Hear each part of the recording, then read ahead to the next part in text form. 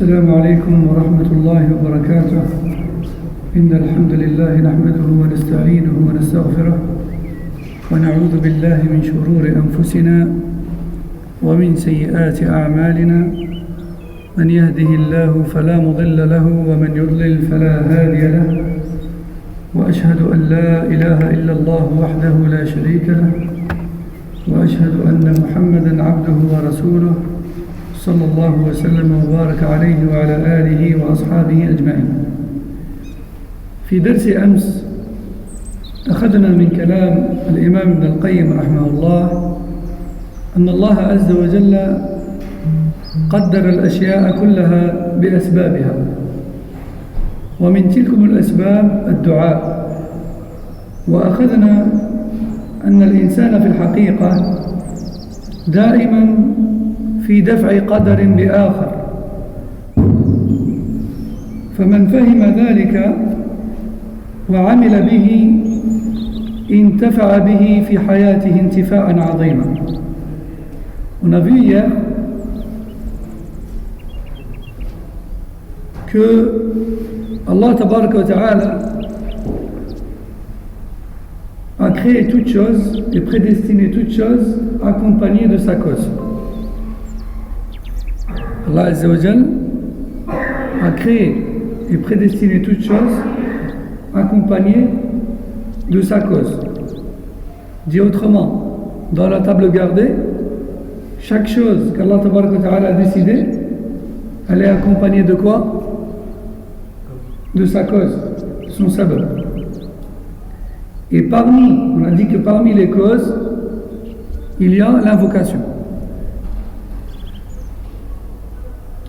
Et on a vu aussi que l'être humain, en réalité, dans sa vie de tous les jours, il est sans cesse en train de repousser un destin par un autre, ou en train de repousser une partie du destin par une autre, pour être plus précis.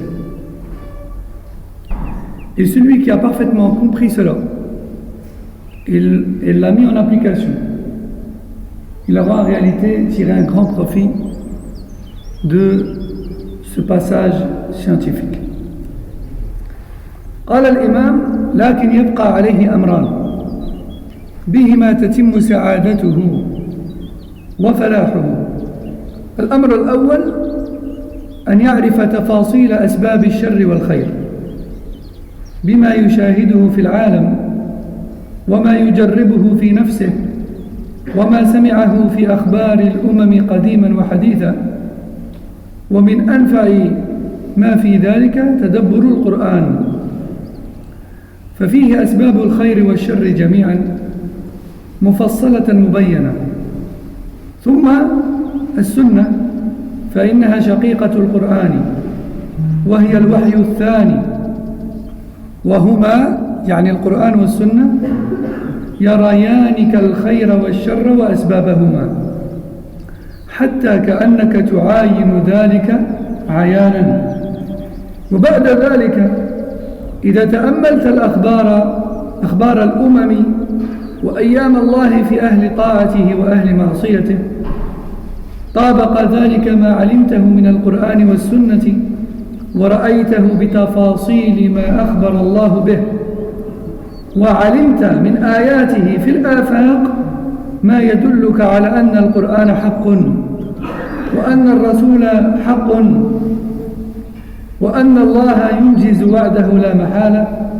فالتاريخ تفصيل لجزئيات ما عرفنا الله ورسوله به من الأسباب الكلية للخير والشر. ما معنى هذا كله؟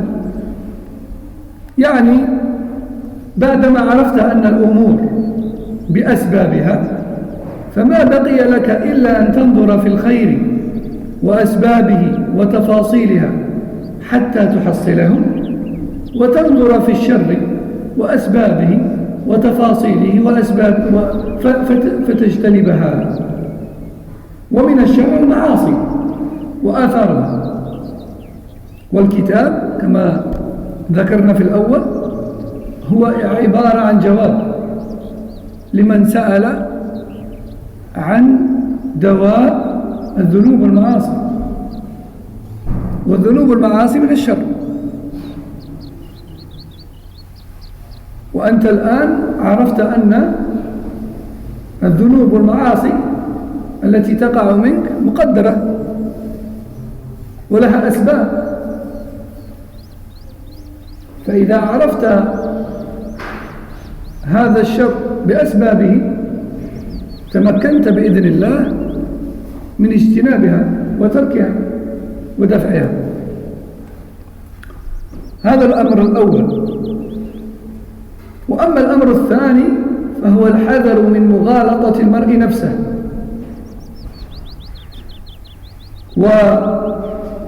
والاتكال على رحمة الله عز وجل اتكالا مخطئا ومغالطا. Donc l'imam Ibn al-Qayyim rahimahullah nous dit, si on a bien compris ça, alors maintenant il ne reste plus qu'à comprendre deux choses. La première étant de chercher après le bien et ses causes afin de se le procurer et de faire partie de ces gens. Et de chercher après le mal, quel est-il, et ses causes en détail afin de l'éviter. Et parmi le mal, il y a le péché. Et je rappelle que ce livre a pour but de répondre à une question qui est comment se débarrasser des péchés qui nous collent à la peau. Et les péchés font partie du mal. Et tu sais à présent que les péchés que tu commets font partie de ce qui a été prédestiné, certes. Une fois que tu l'as commis, tu sais que c'était prédestiné. Mais avant de le commettre, tu ne savais pas qu'il était prédestiné. Donc, comme on dit à chaque fois, tu ne peux pas avancer comme excuse le destin. Parce qu'Allah Tabaraka wa Ta'ala a prédestiné des choses et il t'a donné ce qu'on appelle le libre arbitre. Comme il a dit Tabaraka wa Ta'ala dans le Coran. فَمَنْ شَاءَ فَلْيُؤْمِنْ وَمَنْ شَاءَ فَلْيَكْفُرْ إِنَّا أَعْتَدْنَا لِلظَّالِمِينَ نَارًا حَاطَ بِهِمْ سُرَادِقُهَا. Celui parmi vous qui veut, qu'il croit. Et celui qui ne veut pas, alors qu'il mécroit. Mais qu'il sache que derrière cela, derrière cette mécréance, il y aura un châtiment, il y aura un feu qui l'entourera de toutes parts. Donc Allah Tabaraka wa Ta'ala nous a donné le libre arbitre. Et il ne nous a pas donné accès au destin. Donc le destin, ce n'est pas une excuse. Donc, l'imam al-Qayyim nous dit, il ne reste plus qu'à connaître le bien et ses causes afin de faire partie de ces gens, et le mal et ses causes afin de les éviter. Et les péchés font partie du mal. Tu sais que ce que tu fais comme mal, certes, est prédestiné, mais il a des causes. Il y a des causes. Comme il dit Ibn al-Qayyim rahimahullah dans d'autres livres, il dit, le plus intelligent des gens, c'est celui qui parvient à trouver les portes par lesquelles le shaitan entre pour lui faire commettre les péchés. S'il parvient à détecter toutes les portes et toutes les failles qu'il a en lui, par lesquelles le shaitan passe pour lui faire commettre toujours à répétition les mêmes péchés, alors c'est lui le plus intelligent. Pourquoi? Parce qu'il va pouvoir les fermer et ne plus lui permettre d'entrer. Et donc il ne trouvera plus accès à lui. Donc, même le Qayyim nous dit, il ne reste plus qu'à ce que tu comprennes deux choses. La première, le bien et ses causes, le mal et ses causes. Et même le Qayyim nous dit, parmi les meilleurs moyens qui te permettent de connaître cela, le Coran et la Sunna. Parce que si tu lis le Coran avec méditation, tu trouveras qu'Allah Tabaraka wa Ta'ala parle du bien et de ses causes et de ceux qui y mènent, et te donne des exemples de personnes vertueuses qui étaient dans ce bien, et il te parle de la récompense qui en découle, etc. Tout comme il nous parle aussi dans le Coran du mal et ses causes et ceux qui y mènent et le châtiment qui attend ceux qui le commettent. Donc le Coran ou la Sunna, c'est le meilleur moyen pour connaître le bien et le mal et leurs causes. D'autant plus que le Coran et le Sunna contiennent des informations sur les peuples anciens. Parmi ceux qu'Allah a vantés ou parmi ceux qu'Allah a blâmés.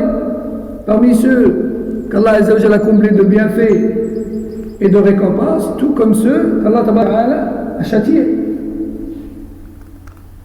Imam Ibn al-Qayyim dit, tu peux t'aider de cela, du Coran et Sunna en premier lieu, parce que c'est le meilleur moyen, et puis ensuite tu peux observer autour de toi, que ce soit en ta personne. Regarde à chaque fois que tu as fait un péché, qu'est-ce qui en a découlé.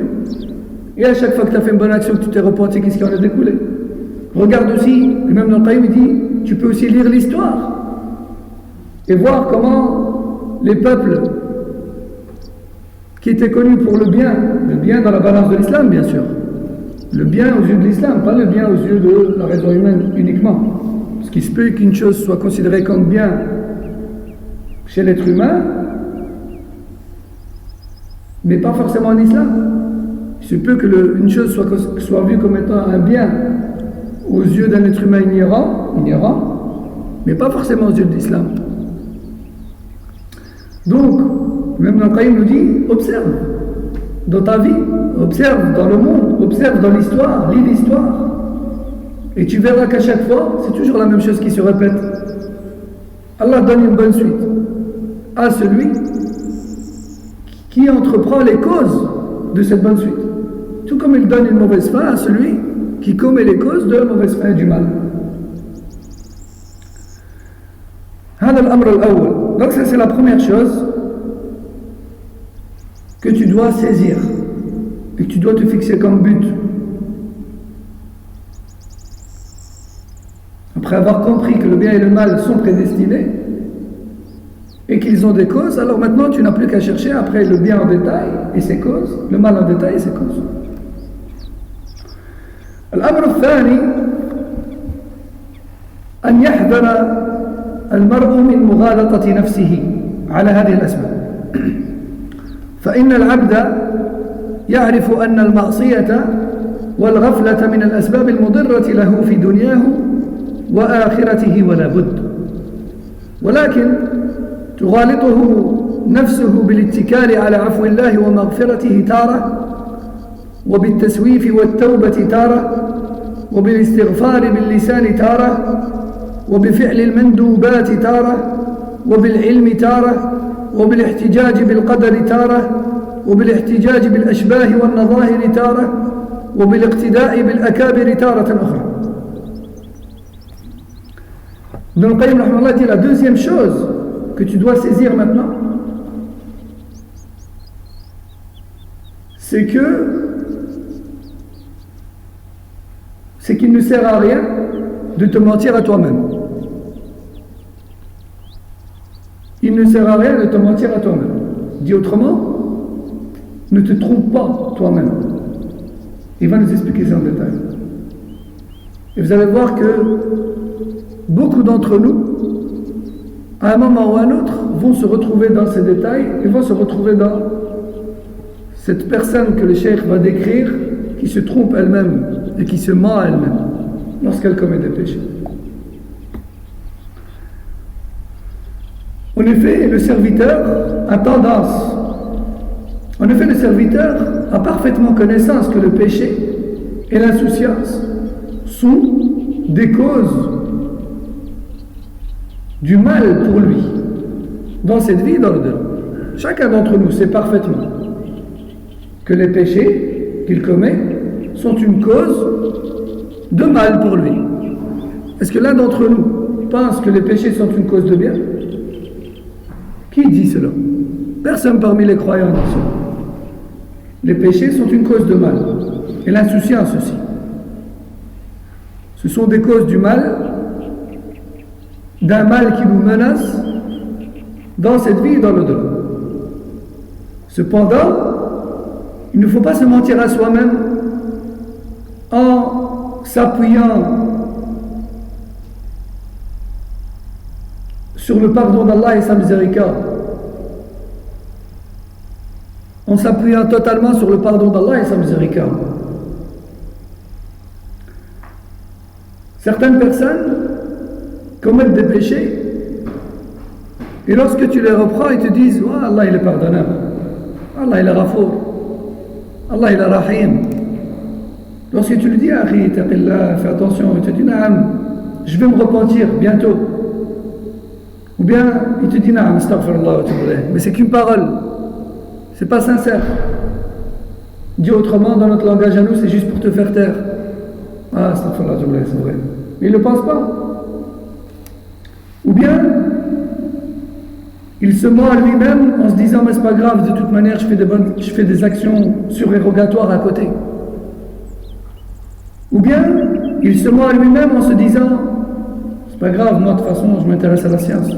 Et la science, c'est une grande adoration, et peut-être que je me ferai pardonner avec ça. Je lis, je mémorise, je fais le Coran, je lis des koutoubs, j'écoute des doros. Inch'Allah, c'est une cause de pardon, c'est bon. Voilà, il se ment à lui-même, parfois, consciemment ou inconsciemment, sur base du destin, comme on l'a dit. Ou bien, il se ment à lui-même avec des versets ou des hadiths à sens ambigu, qui nécessitent d'être joints à d'autres textes à sens clair. Comme on va le voir plus loin. Comme par exemple, il se dit quoi sur le moment? Bah, c'est pas grave, j'ai envie de faire ce péché. De toute façon, Inna Allah yaghfiru dhunuba jami'an. Allah pardonne tous les péchés. Donc c'est bon, allons-y. Ou alors, parfois, la personne se ment à elle-même en se disant, ouais, c'est vrai, je commets des péchés, mais c'est pas grave. De toute façon, moi, tu sais, moi, mon père, il a fait le hajj, il est pieux. Moi, j'avais un grand-père savant. Moi, ceci, moi, cela. Ouais, c'est bien, mais chacun ses actes. Tu penses que tu vas puiser dans les bonnes actions de ton père et ton grand-père pour te faire pardonner tes péchés. Chacun ses actions. La taziru waziratun wizra ukhra. Aucune âme ne porte le fardeau d'une autre. Et nul ne répondra pour les actes d'un autre.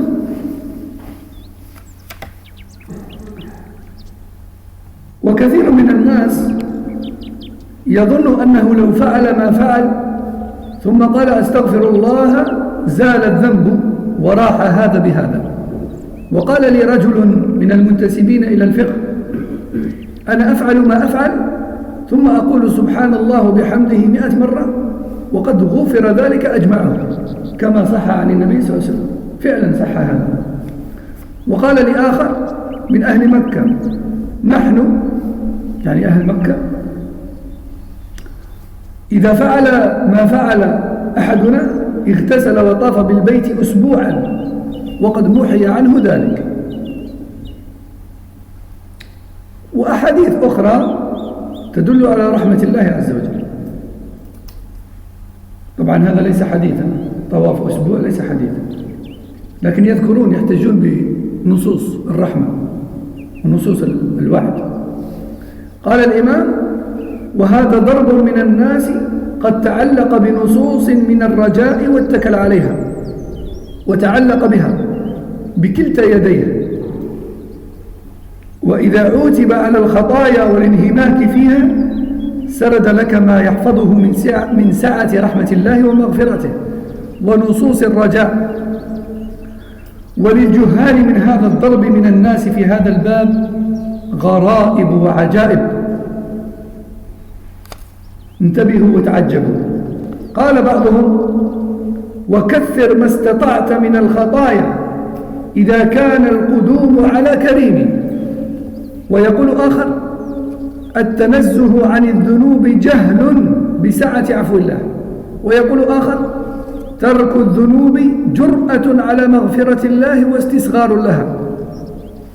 وقال أبو محمد بن حزم رأيت بعض هؤلاء يقول في دعائه اللهم إني أعوذ بك من العصمة.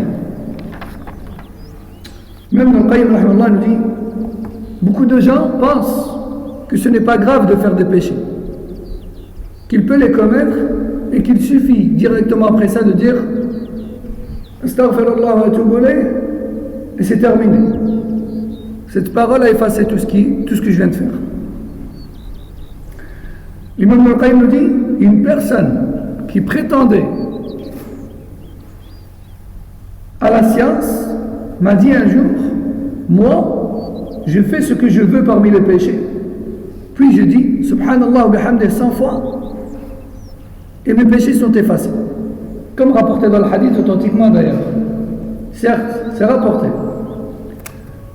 L'imam Ibn al-Qayyim dit, il y a un autre homme une fois m'a dit, parmi les gens de la Mecque, chez nous à la Mecque, on commet ce qu'on veut comme péché, puis ensuite on fait le ghusl, on fait tawaf autour de la Kaaba pendant une semaine, et on a la certitude que nos péchés sont effacés. Ça, c'est pas un hadith. Hein. Ça, c'est cet homme mécois qui prétend. L'imam Ibn al-Qayyim nous dit, et il cite d'autres textes qui font allusion à la miséricorde d'Allah et son pardon. Certes, il y a beaucoup de textes comme ça, qu'on appelle nos sources al-wa'd, les textes qui promettent la miséricorde d'Allah et son pardon. Mais ces gens-là oublient qu'il y a aussi des textes qui mettent en garde contre sa colère et son châtiment. L'imam Ibn al-Qayyim nous dit, beaucoup de gens s'accrochent et s'attachent et s'appuient totalement sur les textes de la miséricorde d'Allah, ils s'y accrochent avec leurs deux mains. Et lorsque tu les conseilles pour un péché, ou sur un péché, ils te disent, ou plutôt ils t'exposent tout ce qu'ils connaissent par cœur parmi les versets et les hadiths de la miséricorde d'Allah.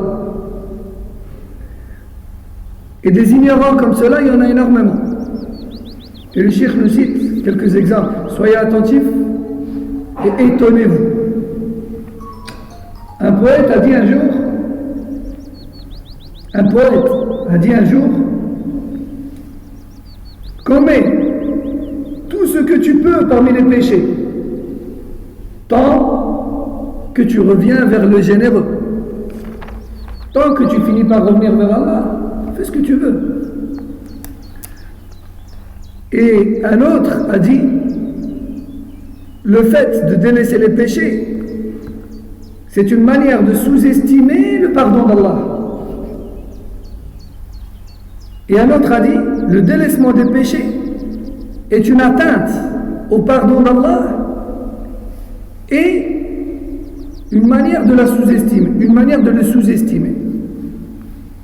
Et Abu Muhammad ibn Hazm rapporte, il a dit, j'ai vu un jour un homme en train d'invoquer à haute voix et dire, oh Allah, protège-moi contre l'infaillibilité.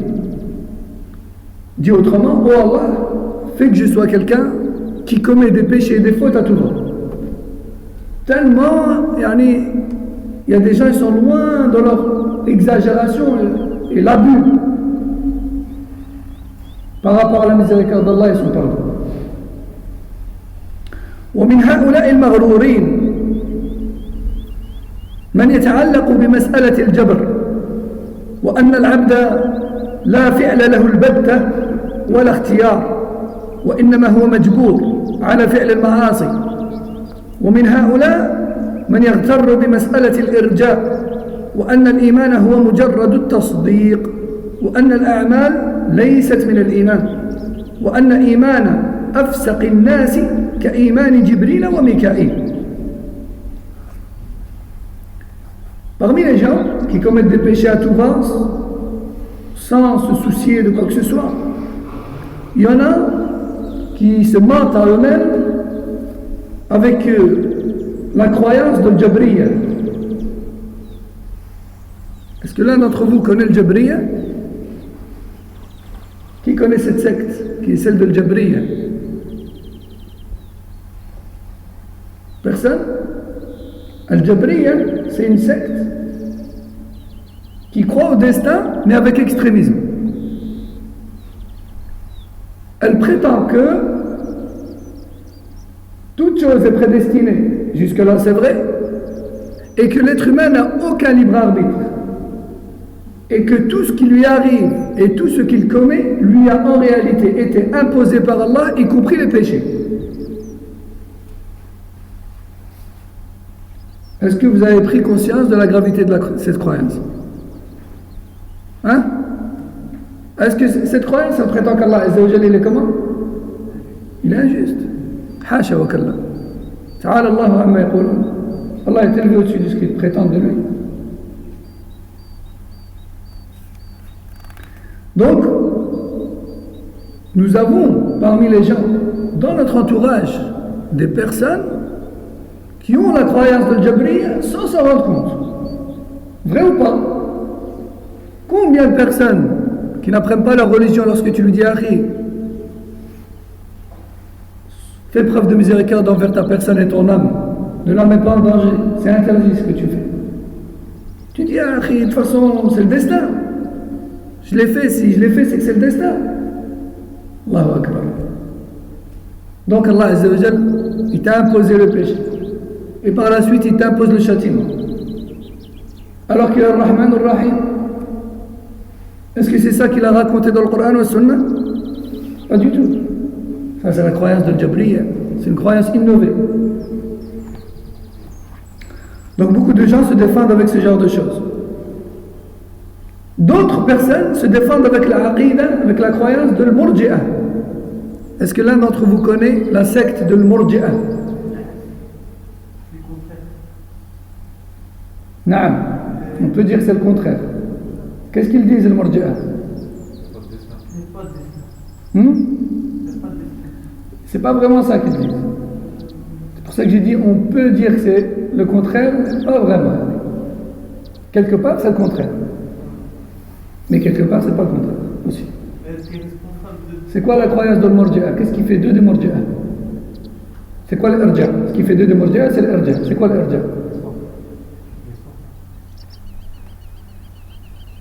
Pas vraiment. C'est pas le Raja, c'est l'Irja.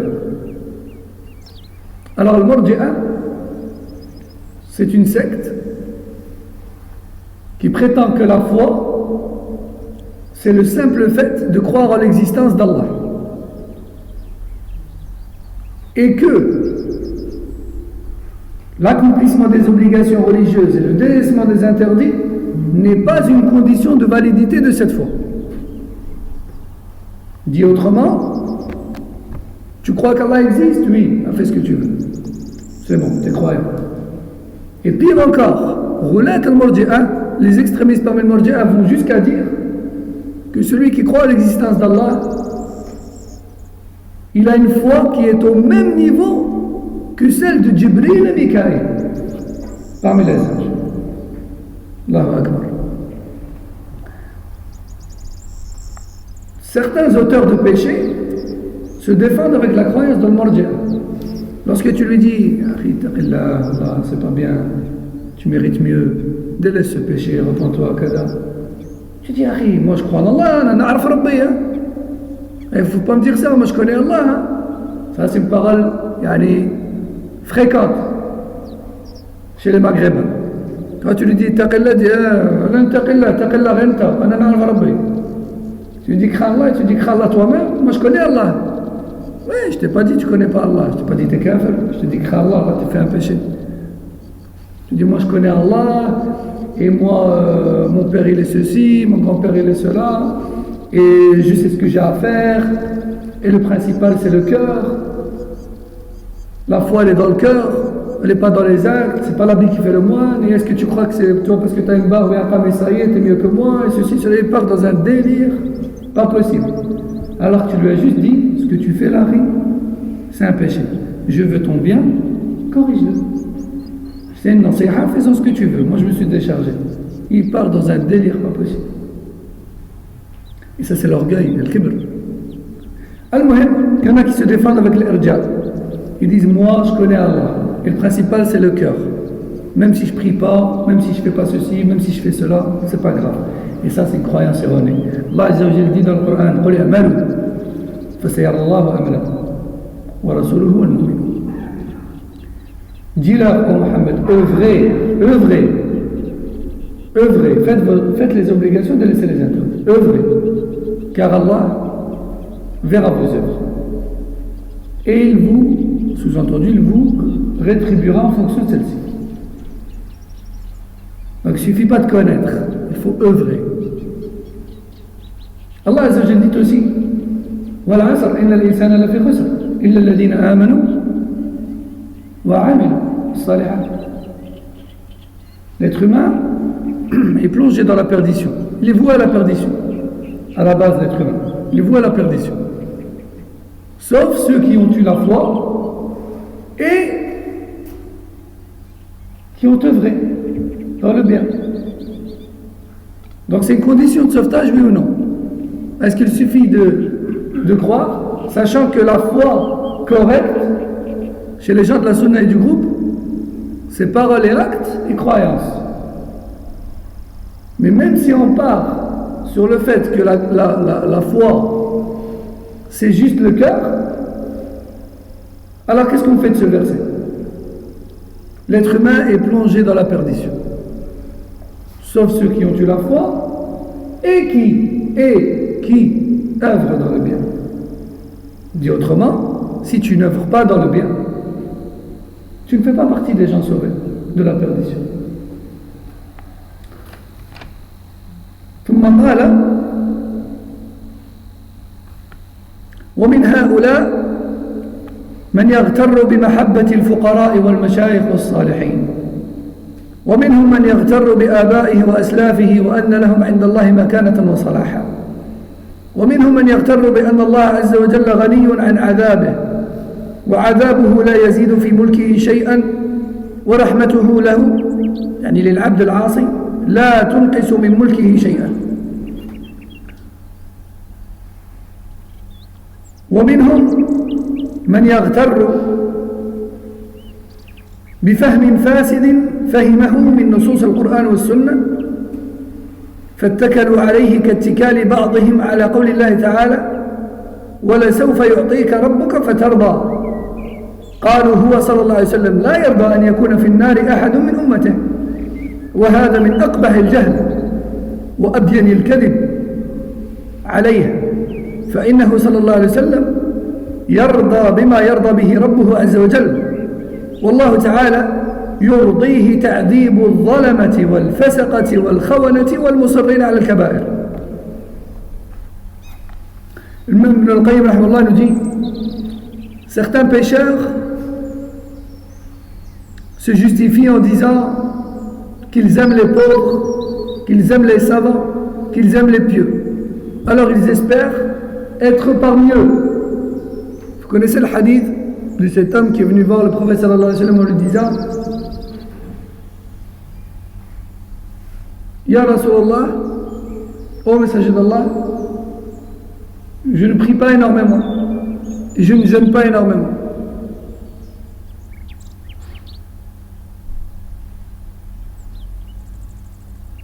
Le hadith, il dit exactement non, je ne prie pas énormément et je ne jeûne pas énormément. Mais j'aime Allah et son messager. J'aime Allah et son messager. Et le prophète sallallahu alayhi wa sallam lui a répondu Inna al-mar'a ma'a man ahab.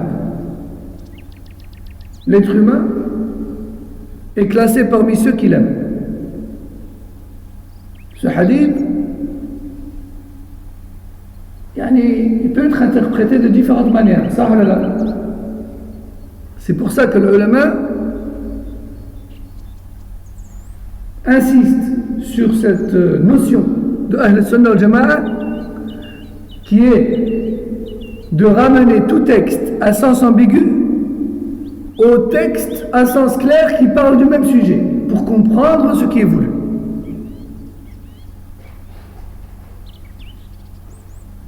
Et ici, lorsque le prophète sallallahu alayhi wa sallam dit l'être humain ou la personne sera avec qui elle aime, c'est-à-dire à condition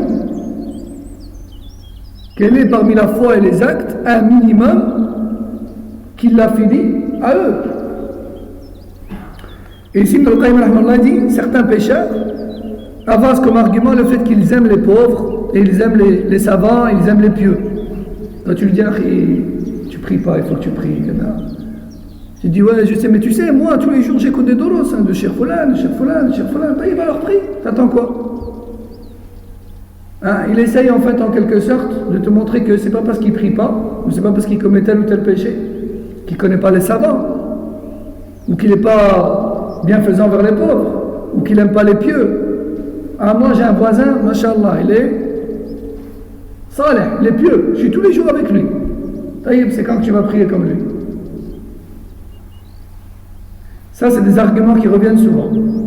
Certains se défendent en disant que leurs parents et leurs prédécesseurs dans la famille étaient pieux et qu'ils espèrent à travers cela en avoir une part, alors qu'il n'en est rien, chacun ses œuvres. Et certains se défendent en disant qu'Allah Azza wa Jal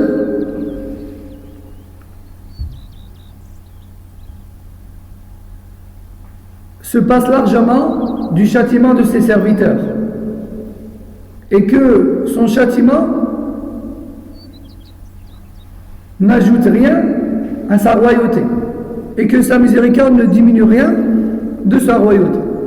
Dit autrement, de toute façon, Allah Azza wa Jal, ça lui sert à rien de me châtier, tout comme ça lui apporte rien de me faire miséricorde. Donc forcément il va me faire miséricorde. Vous avez compris le raisonnement? C'est pas comme ça que ça marche. C'est pas toi qui décides ce qu'il va faire de toi. Donc, et certains se défendent avec des versets et des hadiths mal compris. Comme dans Sourate Al-Duha, lorsqu'Allah Azza wa Jal dit, ce qui a pour sens, ton Seigneur va t'octroyer des bienfaits que tu vas agréer. Or, ils disent, le prophète sallallahu alayhi wa sallam n'agrée pas. Écoutez bien, ils disent, le prophète sallallahu alayhi wa sallam n'agrée pas que des musulmans soient jetés dans l'enfer. Donc j'ai rien à craindre. Je fais partie de sa communauté. Et lui, il n'agrée pas que les musulmans tombent en enfer. Alors je ne tomberai pas en enfer. Et ça, c'est de l'ignorance pure. Et c'est une parole très mauvaise. Et c'est un mensonge à l'encontre du prophète sallallahu alayhi wa sallam. Pourquoi? Car le prophète sallallahu alayhi wa sallam, il agrée ce qu'Allah agrée. Et il déteste ce qu'Allah déteste. Et Allah Azza wa Jal agrée le fait de châtier qui le mérite parmi les injustes, parmi les pervers et parmi les auteurs des grands péchés. Donc c'est un mensonge pur à l'encontre du prophète sallallahu alayhi wa sallam que de dire qu'il n'acceptera pas ce qu'Allah prendra comme décision. وكاتكال بعضهم على قول الله تعالى إن الله يغفر الذنوب جميعا. ومقصود الإمام هنا في هذه الفقرة الشرك. قال وكاتكال بعضهم على قوله تعالى إن الله لا يغفر الذنوب جميعا، يعني وإن ارتكب الإنسان الشرك. وهذا أيضا من أقبح الجهل. الشرك داخل في هذه الآية، فإنه رأس الذنوب وأساسها، ولا خلاف أن هذه الآية في حق التائبين، يعني أن الإنسان ما دام حيا فيشترط للمغفرة التوبة من كل شيء، وإن كان قد مات فإنه يشترط للمغفرة التوبة من الشرك على الأقل، والباقي تحت المشيئة. وهؤلاء كأنهم اتكلوا على المغفرة أحياء وأمواتا من الشرك وغيره، وهذا خطأ عظيم. قال الإمام ولو كانت الآية في حق غير التائبين، يعني من الشرك، يعني لو كانت هذه الآية التي تتحدث عن المغفرة تتناول كل مذنب ولو حتى من الشرك، قال ولو كانت الآية في حق غير التائبين لبطلت نصوص الوعيد كلها. وانظر أحاديث إخراج قوم من الموحدين من النار بالشفاعة، فإنما الذي جعلهم يخرجون هو التوحيد والموت عليه وعدم الشرك. وهذا إنما أتي صاحبه من قلة علمه وفهمه، فإنه سبحانه هاهنا عمم وأطلق في قوله الذنوب جميعا، فعلم أنه أراد التائبين. وقد خصص يعني استثنى الشرك من هذه المغفرة بقوله إن الله لا يغفر أن يشرك به ويغفر ما دون ذلك لمن يشاء. فأخبر سبحانه وتعالى أنه لا يغفر الشرك، وأخبر أنه يغفر ما دون الشرك. ولو كانت مغفرة الله لغير الشرك بعد الموت مشروطة بالتوبة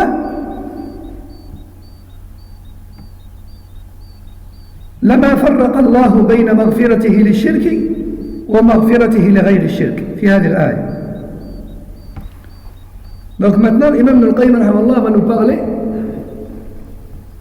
de ceux qui commettent le shirk et qui se mentent à eux-mêmes en se reposant encore une fois sur la miséricorde d'Allah. Cette fois-ci, il parle, dans ce petit passage, il parle principalement du shirk. Beaucoup de gens commettent le shirk. Ne fût-ce que par les amulettes, les soi-disant porte-bonheur, ou les soi-disant repousse-malheur, ou les captes-rêves, parce que c'est à la mode maintenant. Je ne sais pas si vous avez remarqué. Vous savez c'est quoi les captes-rêves? Vous savez pas c'est quoi les captes-rêves? Hein? Ah, ouais, c'est un truc indien à la base. C'est une décoration, c'est un cercle, avec un genre de petit filet au milieu, et puis ensuite, on a des plumes qui pendent, qui sont attachées à ce cercle. Vous avez déjà vu ça? Ça, c'est ce qu'on appelle un capte-rêve. Et ça vient de chez les polythéistes indiens qui prétendaient qu'avec ça, ils prétendaient aller chasser les cauchemars avec ça. Il y a de bons rêves. Il y a ça qui est à la mode, les mains, hein, qui prétendent être les mains de Fatima, alors que Fatima n'a rien à voir avec ça. Les yeux, et beaucoup d'autres choses encore. Donc le shirk, il est omniprésent, sur toutes ses formes. Majeur, mineur, flagrant, parfois il est discret. Le shirk, il est là. Donc l'imam Ibn al-Qayyim dit, certaines personnes commettent le shirk, et puis ensuite ils s'appuient sur la miséricorde d'Allah en disant, et puis Allah Azza wa Jalla a dit, ce qui a pour sens, Allah pardonne tous les péchés. Allah Azza wa Jalla dit dans Surat al-Zumar, Inna Allah yaghfiru dhunuba jami'a. Allah pardonne tous les péchés, c'est-à-dire y compris shirk. Ça c'est leur prétention, hein? Ils disent y compris shirk. C'est pas grave. Et ça on entend souvent, malheureusement c'est une parole qui fait un peu mal. Qu'est-ce que tu nous casses la tête avec shirk, tawhid et ceci, cela? On est musulmans, nous c'est bon, hein? Mais tu lui dis, ouais, mais ça c'est du shirk. Ben si c'est du shirk, de toute façon Allah il pardonne tous les péchés. Où est le problème? Et ça c'est une parole fréquente. Ibn al-Qayyim le dit, et ça c'est de la pure ignorance. Parce que le shirk, certes, entre dans l'ensemble des péchés. Mais il n'y a aucune divergence entre les savants sur le fait que ce verset promet le pardon aux repentants. Il n'y a aucune divergence entre les savants sur le fait que ce verset promet le pardon aux repentants. Petite parenthèse pour éclaircir ce qu'il veut dire, rahimahullah. Dans la croyance des gens de la sunna et du groupe,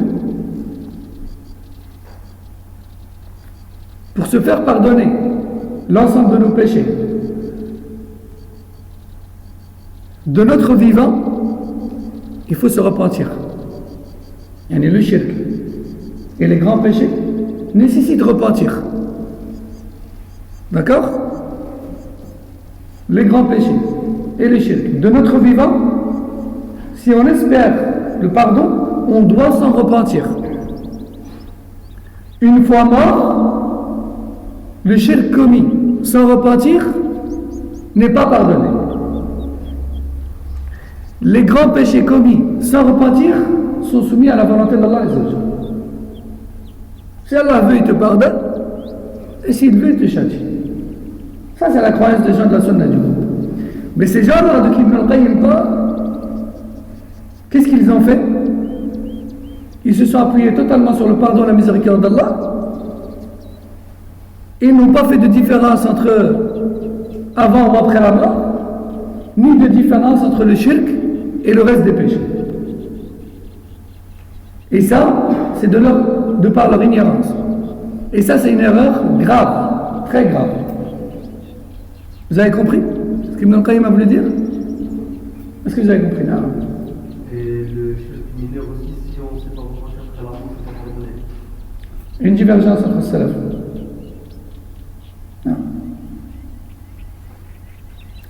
Donc, je répète, parce que je ne suis pas sûr que tout le monde a compris.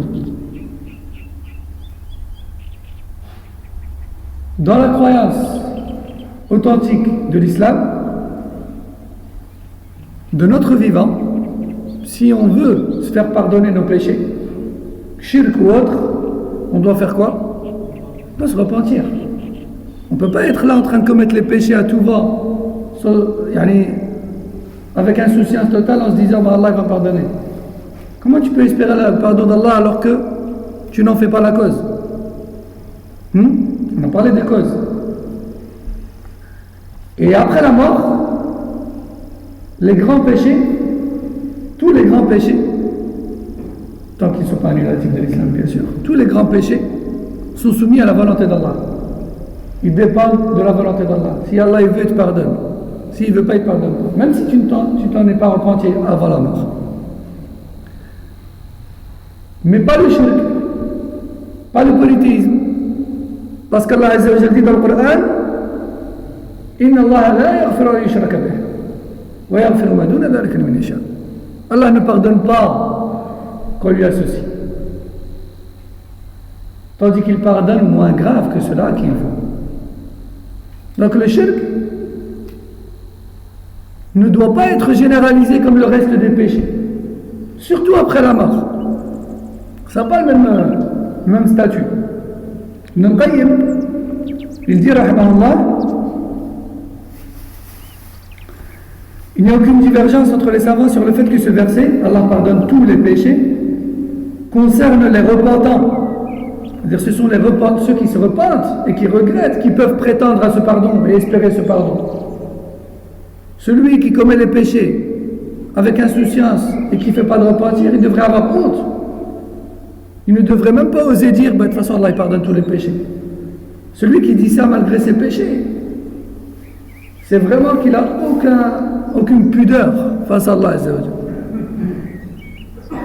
L'imam al-Qayyim dit si ce verset, Allah pardonne tous les péchés, si ce verset concernait également ceux qui commettent le shirk, alors dans ce cas-là, tous les textes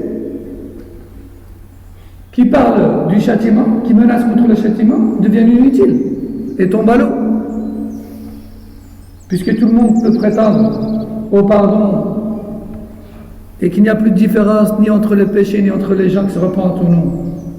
Alors tous les autres textes qui menacent du châtiment, ils deviennent inutiles. Ça, or ce n'est pas le cas, hasha wa kalla, qu'Allah Azza wa Jal dise des choses inutiles. Ou son messager sallallahu alayhi wa sallam dise des choses inutiles. L'imam al-Qayyim nous rappelle aussi ce hadith, ou c'est un hadith, il y en a plusieurs, qui nous apprennent que Yawm al-Qiyamah, les monothéistes, ceux qui n'ont pas commis shirk, al-Akbar, ceux qui n'ont pas commis shirk majeur, bénéficieront de l'intercession des pieux et ressortiront du feu pour entrer au paradis, après avoir purgé leur période. Vous avez déjà entendu parler de ces hadiths? Oui. Qu'est-ce qui a permis à ces musulmans-là, c'est d'ailleurs ce qui fait d'eux des musulmans, qu'est-ce qui a permis à ces personnes-là de sortir de l'enfer après un laps de temps et d'accéder au paradis? Le monothéisme, le tawhid et l'absence du shirk majeur lors de leur mort. C'est ça qui leur a donné droit à cette faveur qui est de sortir de l'enfer.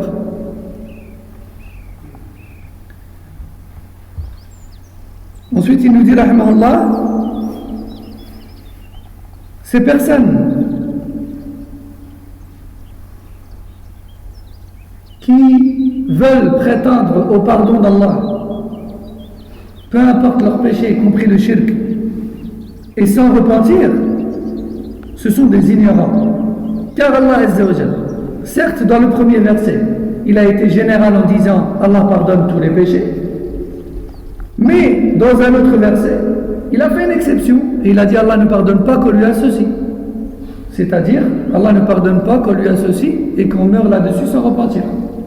Tu as jusqu'à la mort pour te repentir du shirk. Si tu meurs, tu bascules de l'autre côté, tu bascules dans l'au-delà. Parce que la mort, comme disait Salaf, من جاء أجله فقد جاءت قيامته. Salaf il disait, celui qui meurt, son au-delà est arrivé. Donc lorsque la mort t'arrive et que tu bascules de l'autre côté, tu bascules dans l'au-delà, c'est trop tard pour le repentir. Et pire encore, pour le polythéisme majeur. Donc, tout ça pour dire qu'il est très grave de commettre le shirk et de prétendre au pardon d'Allah Azza wa Jal. Parce que le shirk, certes, tous les péchés sont graves. Et tous les péchés, aucun péché ne doit être commis. Et tous les péchés doivent être délaissés. Mais s'il y en a bien un duquel le serviteur doit se repentir dans les plus brefs délais, par peur que l'ange de la mort arrive, c'est bien le shirk. C'est bien le polythéisme.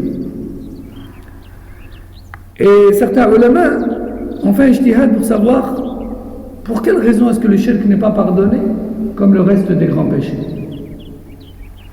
Et certains salafs ont dit parce que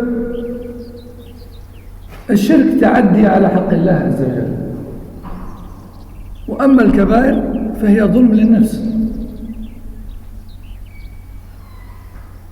والإنسان إذا ارتكب الكبائر وما يعني أطاع ميولات نفسه وهواه واتبع الشهوات